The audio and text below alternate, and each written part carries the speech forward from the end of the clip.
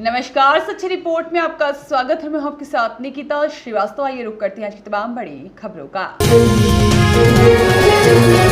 लोकतांत्रिक अधिकार हर नागरिक का मौलिक अधिकार है। लोकसभा चुनाव में वरिष्ठ समाजवादी नेता और वरिष्ठ अधिवक्ता श्री रामानंद कश्यप ने कहा, भारत देश में संविधान के अंतर्गत संविधान के दायरे में रहकर सत्ता और शासन चलाने का जो अधिकार संविधान में मिला है, उसका 100% सभी को स्वीकार करते हुए पालन करना चाहिए। संविधान के विरुद्ध होने वाले कार्यों को सुप्रीम कोर्ट रोक लगाती है और उन्हें सही कदम उठाने की नसीहत भी देती है। संविधान राजनीतिक क्षेत्र में जवाबदेही को बढ़ावा देता है और नागरिकों को अपने अधिकारों और कर्तव्यों के संरक्षण की गारंटी देता है।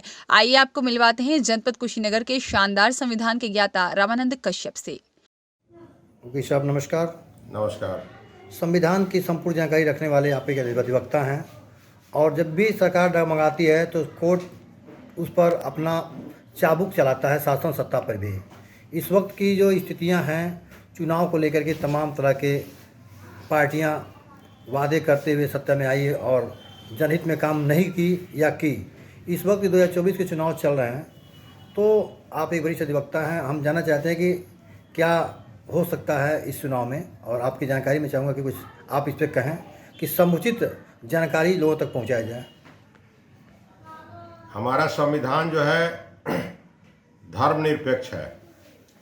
हमारे संविधान के प्रियम्बुल में ही लिखा हुआ है कि देश का, हिंदुस्तान का प्रत्येक नागरिक अपने धर्म की रक्षा करेगा, अपने धर्म का प्रचार करेगा, बोलने की स्वतंत्रता होगी और मतदान करने की स्वतंत्रता होगी, बोलने की अभिव्यक्ति होगी।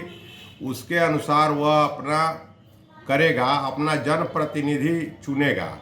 अपने जनप्रतिनिधि के चुनाव करने में वो अपने पूरे मस्तिष्क का प्रयोग करेगा।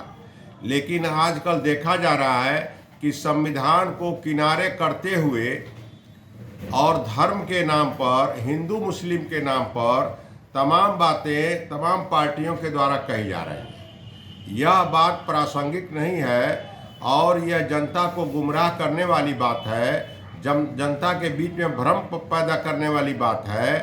जनता संवैधानिक व्यवस्थाओं का अनुपालन करना चाहती है, लेकिन वोट का जब समय आता है तो जनता को बहका दिया जाता है।